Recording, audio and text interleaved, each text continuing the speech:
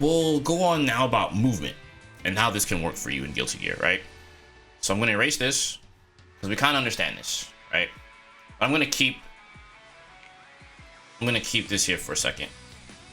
I'm going to make another green box here, right? Because we know this. But I'm going to keep that there for a reason. Okay. All right. So there's another thing we want to look at. Which is using your mobility to bait these things out, right? So in Strive, obviously you can dash and block. You know, you can run and block. You know, you run, you hold back, you can block. Of course, there's the other old school methods of FD stopping outside of ranges, right? So you can also counterput with your movement, right? If there's a lingering hitbox, you can hit it, right? So this also depends on how long a move just lingers out there on the screen. You know, so Kai's Far Slash has a lot of recovery if it misses, right? So your goal is to whiff punish it if you can. You know, using your movement, staggering, how you want to move in, and help you do this. Now, naturally, as someone who's played Guilty Gear for a long time, I will tell you to learn how to use FD stop or FD braking. You know, run, use your flawless defense to cancel your run animation. Because every character during their run animation, they have stop animation. It's a stop animation. A lot of times you don't want to slide into normals because it kind of eliminates you from having the ability to punish your opponent properly. But if you use flawless defense to break and slow it down, it will stop you cold turkey and make you not slide in nearly as much, right? Because there still is some sliding, right? Oops, no meter. See, but if you do it and start holding back, if you tap it, your character will start walking back. If you hold it a little bit longer, then you can definitely stop more cold turkey. So there's small micro ways to use this to your advantage, to like micro slide, keep a little bit more forward momentum, or just stop. See what I'm saying? And if you do this, especially with speedsters, because they're the fastest characters in the game, so Chip, Milia, you know, Ram's pretty fast. You know, those three characters in particular, I think, have some of the fastest run speeds, especially Chip and Milia, for legacy purposes. You're going to want to use your mobility to try to scare them into making mistakes. See? And on top it says punish, despite all the stuff up here. But this is essentially how you use your movements to set up with punishment. Because a lot of times characters like Kai and every other character in the game, they're trying to stop your approach. And this works not just for speedsters, even regular characters, right? Like, they all want to stop the approach. But if you run and you FD stop outside of range, you can mount yourself a punish. And if you see, once again, we use the most common approach tool, which is Kai's Far Slash. So now we know if we use our mobility, not only can we 6P this move on a read, we can look for it while running. We can use our mobility to train and or see things that we need to see. You know? So it goes back to things being jumpable, right? So let's look at it from a jumping standpoint. Now we can't punish him, right? On a jump.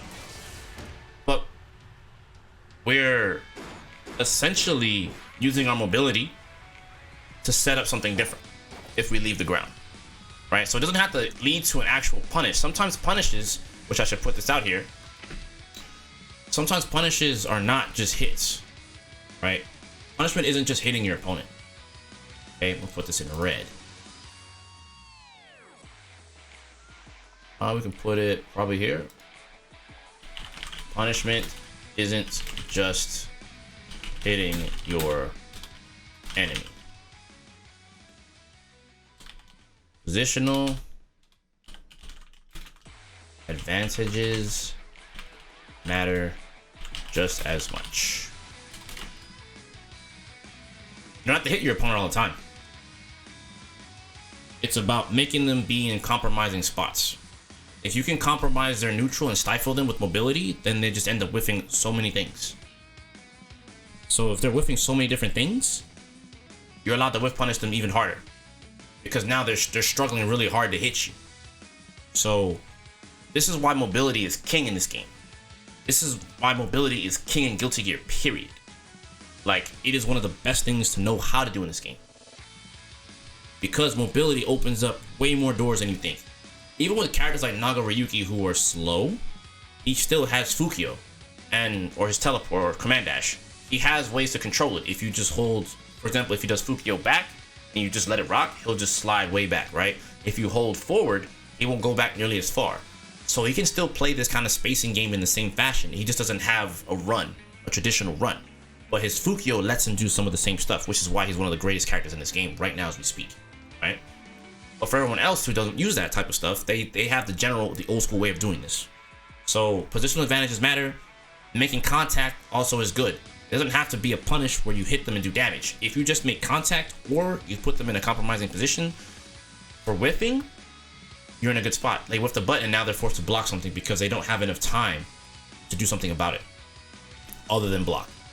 Now, of course, they could, maybe DP or something like that, barring the character. But if they can't do that, the positional advantage is now yours, right?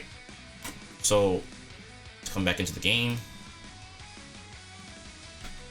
Keep this up for a second so you guys can see what I'm talking about. So, like, if we jump here, right? We know Kai can 6P us for trying to come in, right? That's why I told you. That's why we're keeping up here at the top, right? Up here. All those moves that we looked at up here, they're jumpable. But Kai can't 6P, right? So, what happens if he 6Ps, right? You get anti-air. But luckily, Guilty Gear has double jumps, right? So because we have double jumps, we can force an action out of them, right? Now he can 6P again. Now we can punish him for it. Just us punish.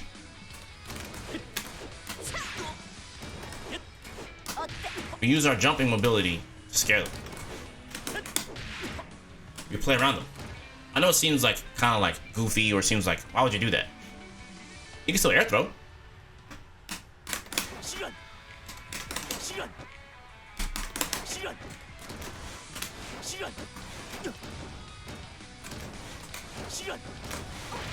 Alright. But we can use our double jump to get around it. Punish. Alright.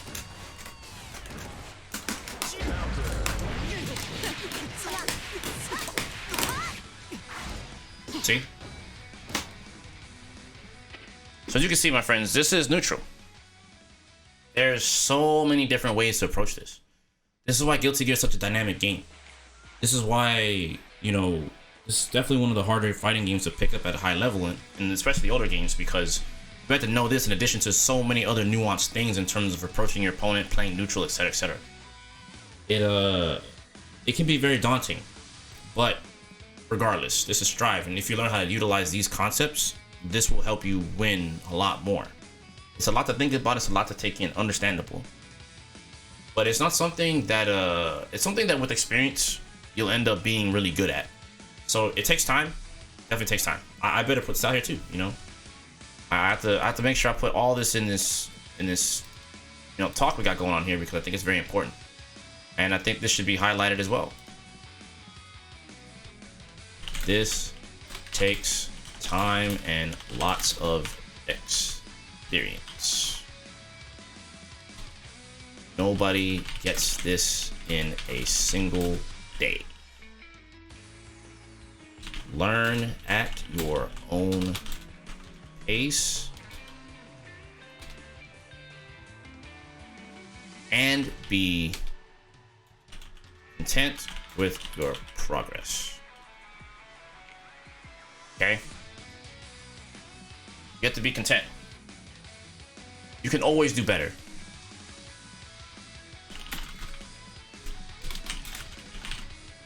You can always do better. Take your time and enjoy the learning process. Yeah, just enjoy the learning. Okay? None of this stuff made sense to me when I first played Guilty Gear. At all. I had to take a lot of time to understand this stuff. It took a lot of losing, it took a lot of tournament losses, it took many things in order for me to understand these concepts. So I feel like this is an important part of this video and you should know this. You should just take your time and enjoy learning, because there's a lot to learn in Guilty Gear. But I think this kind of like sums it up more or less.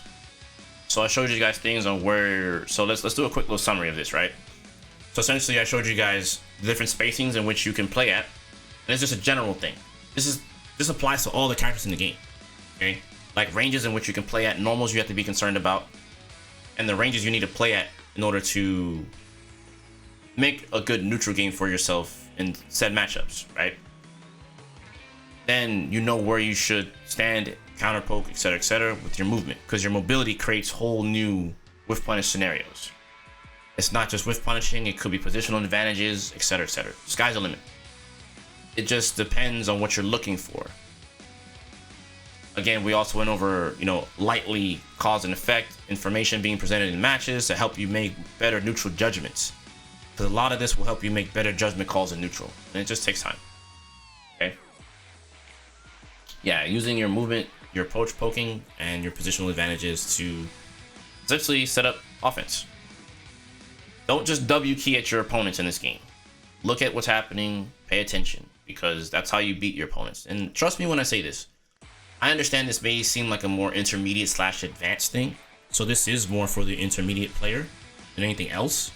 But if you're a beginner, I know this may be a lot to take in, but please understand that this is also for you too. It's also for you too. So, yeah, I think that'll just do it for this. I think this is a pretty good stopping point. There was a lot of information here to be spread out, so I think we'll just stop it here for now. So, more videos like this, I think, will be coming up in the future. I think I like taking this approach. I think this is a really good approach to teaching you guys things. So, yeah. Let me know how you guys feel about this type of content in the comments below. And, yeah, let's keep learning Guilty Gear. Till next time.